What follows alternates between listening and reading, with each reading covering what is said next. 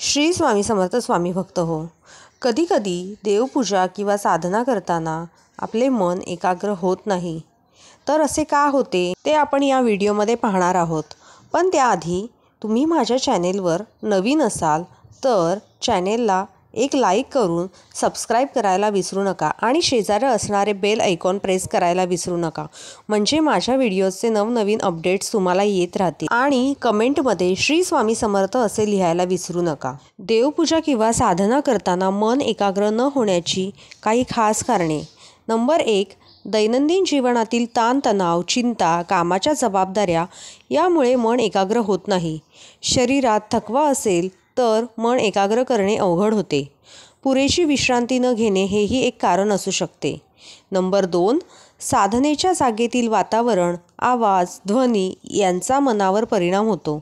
शांत वातावरण नसल्यास एकाग्रता साधणे अवघड होते. असंतुलित आहार, गरिष्ठ आहार यामुळे शरीरात जडता येते आणि मन शांत राहू शकत नाही. नंबर 3. नियमितपणे साधना न करणे, अनियमितपणे देवपूजा करणे यामुळे मन एकाग्र होत नाही.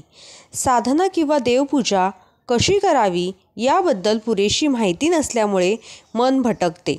नंबर 4. साधनेच्या वेळी मनात अनावश्यक विचार येणे, भविष्यातील योजना, भूतकाळाच्या आठवणी यामुळे एकाग्रता भंग होते. घरातील इतर व्यक्ती, टीव्ही, फोन इत्यादींचा आवाज यामुळे मन विचलित होते. नंबर 5. साधनेची फळे मिळतील की नाही, योग्य पद्धतीने करत आहोत की नाही याबद्दल शंका असल्यास मन विचलित होते. जीवनशैली अव्यवस्थित असल्यास, वेळेचे व्यवस्थापन योग्य प्रकारे न केल्यास साधना नियमितपणे करणे कठीण होते. श्री स्वामी समर्थ. अवधूत चिंतन. श्री गुरुदेव दत्त. धन्यवाद.